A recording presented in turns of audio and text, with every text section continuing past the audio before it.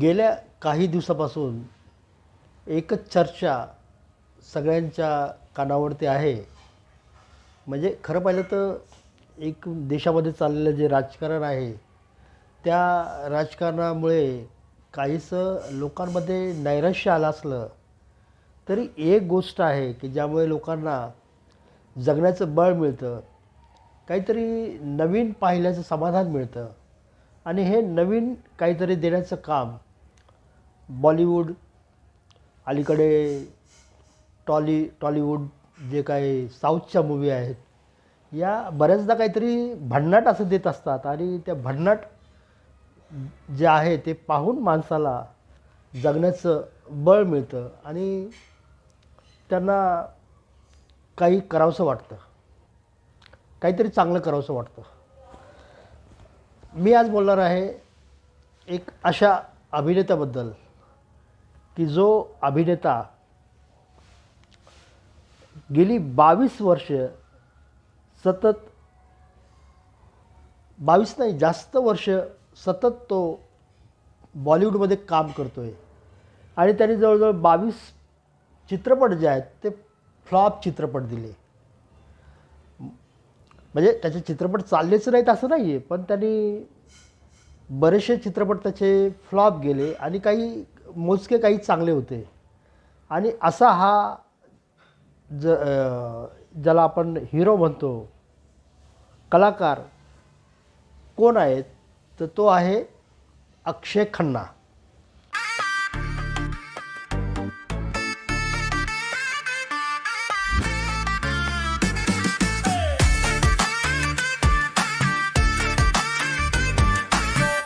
आता अक्षय खन्ना म्हटलं की आता ते ॲरेबिक म्युझिकवरती त्याने जे काय डकैत याचा रोल केला आहे, व्हिलनचा रोल केलेला आहे, पण त्याची जी स्टाईल, त्याचे जे वागणं बोलणं, त्याने ज्या पद्धतीने अभिनय केला आहे त्यामुळे तो संपूर्ण रुपेरी पडद्यावरती त्यांनी, आपण एक बोलीभाषेमध्ये म्हणतो की छा गया है. तसं त्याने पूर्णपणे नियंत्रण मिळवलेलं आहे.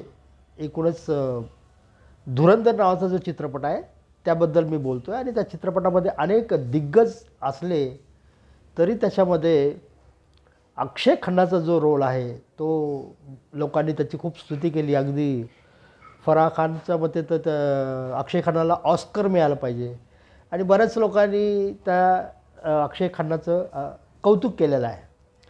आता हा तोच अक्षय खन्ना आहे ज्याने छावा चित्रपटामध्ये औरंगजेबची भूमिका केली होती आणि औरंगजेबची भूमिका इतकी त्यांनी चांगली केली होती की त्याच्याबद्दल लोकांना द्वेष वाटायला लागला होता, चीड यायची, राग यायचा. मला वाटतं की कुठल्याही कलाकाराचं हे एक सर्टिफिकेट असतं की त्याने जो माणूस आहे तो चांगला वाईट कसाही असेल पण तो कसा असू शकतो हे रुपेरी पडद्यावरती प्रभावीपणे मांडणं हे त्या कलाकाराचं कौशल्य असतं आणि ते कौशल्य मला वाटतं की अक्षय खन्नामध्ये आहे. त्यामुळे त्यांनी छावामध्ये औरंगजेब रंगवला आणि आता इसे दोबारा उसी वक्त पहनेंगे जब उस सांबा की चीखें पूरे हिंदुस्तान में गूंजेगी.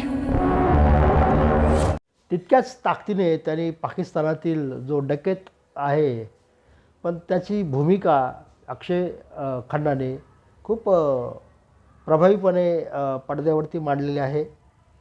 हे कलाकारांचं एक कौतुक आपण म्हणू शकतो.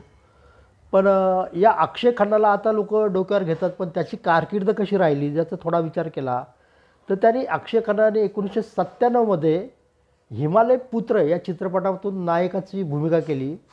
मात्र हा चित्रपट व्यावसायिकदृष्ट्या फारसा यशस्वी झाला नाही, फ्लॉप गेला. त्याच वर्षी JP दत्ताचा बॉर्डर आला होता आणि बॉर्डरमध्ये एक तरुण सैनिकाची भूमिका ती मात्र लोकांना खूप आवडली होती आणि बॉर्डर चित्रपटाचे जे गाणे आहेत ते खूपच गाजले होते. एक गाणं खूप ते मला आठवत नाही शब्द, पण हे जाते हुए लम्हो असं काहीतरी त्या शब्द होते. ते गाणं पण खूप गाजलं होतं आणि संदेश आते हे गाणंही मला वाटतं की खूपच लोकांना आवडलं होतं. तर असा हा जो बॉलिवूडचा स्टार म्हणू शकतो आपण त्याला आता, की तो साधारणतः 97पासून त्याची कारकीर्द सुरू झाली आणि 1999 ते 2000मध्ये तो मुख्य प्रवाहातील नायक झाला. तर त्यांनी अब ताल नावाचा जो ज्याचं AR रहमानचं म्युझिक आहे तो तालमध्ये त्यांनी खूप चांगलं काम केलं आणि तो म्युझिशियन दाखवला आणि त्यामध्ये त्याचं रोल जो आहे तो लक्षात राहण्यासारखा होता. अब लौट चले, डोली, सजा के रखना यासारख्या रोमॅन्टिक व कौटुंबिक चित्रपटातून तो संवेदनशील आणि सहज अभिनय करणारा तरुण नायक म्हणून प्रस्थापित झाला, इस्टॅब्लिश झाला. त्यानंतर दिल चाहता है याच्यामधला तो संवेदनशील माणूस त्याने खूप चांगला सिद्धार्थाची भूमिका त्यांनी केली आणि ती सगळ्या समीक्षकांना आवडलेली भूमिका होती आणि त्याला फिल्मफेअर अवॉर्डसुद्धा त्यामध्ये मिळालं होतं. 2002 ते 2010मध्ये त्यांनी थोडंसं आपला ट्रॅक बदलला. म्हणजे जे काय मेनस्ट्रीम चित्रपट असतात त्यापेक्षा थोडंसं त्यांनी प्रयोगशील भूमिका करायला सुरुवात केली. मग त्याला मिळाल्या तशा भूमिका आणि त्यातून थ्रिलर असं त्याचं त्यांनी काम करायला सुरुवात केली. हमराज आहे, दिवानगी, त्याने ग्रे शेड व मानसशास्त्रीय गुंतागुंत असलेल्या भूमिका त्याने दाखवून त्याची एक रेंज असते कलाकाराची, ती रेंज त्याने दाखवून गेली. खरं म्हणजे सायको थ्रिलर जे म्हणतो आपण त्याच्यामध्ये व्यक्तिमत्व दुभगलेली व्यक्ती असते, थोडीशी आपल्याला वेडसर वाटते पण ती वेडी नसते पूर्ण. तर अशा ह्या भूमिका आहेत या त्यांनी चांगल्या केल्या. हंगामा, हलचलमधलं तर खूपच त्यांनी चांगलं काम केलं होतं. आणि रफ्ता रफ्ता हे गाणं त्याचं अजूनही मी ऐकतो, मला आवडतं ते गाणं.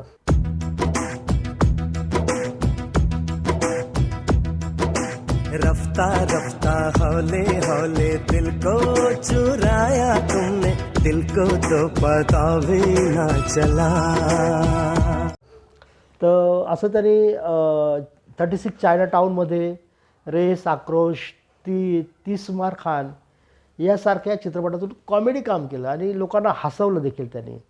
म्हणजे त्यांनी रोमॅन्टिक काम केलं, कौटुंबिक काम केलं आणि एक विनोदी अभिनेता म्हणून काम केलं आणि मधल्या काळामध्ये त्यांनी काही ब्रेक घेतला आणि त्यानंतर मात्र त्यांनी लोकांना भीती दाखवण्याचं काम आणि तेही खूप चांगल्या पद्धतीने केलं. म्हणजे विलनचं काम त्यांनी खूप चांगलं केलं. त्यांनी सेक्शन 375मधील एक वकिलाची भूमिका आहे त्यांनी खूप सुंदर केली आणि दृश्यम 2मधला जो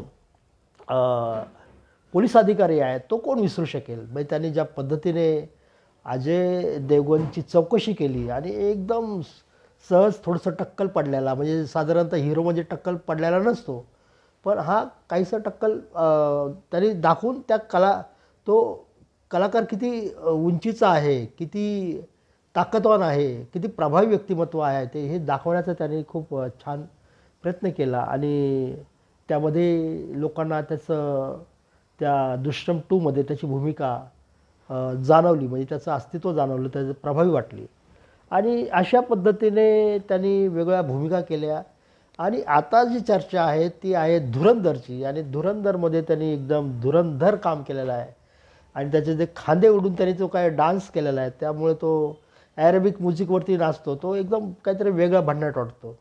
आणि मला वाटतं की हा जो नायक आहे अक्षय खन्ना, खरं मला त्याचे वडील जे आहेत ते एकदम ही मॅन किंवा एक देखणं व्यक्तिमत्व आणि सुपरमॅन अशा भूमिकासुद्धा करू शकेल इतकं प्रचंड ताकदीचा रुबाबदार माणूस होता विनोद खन्ना.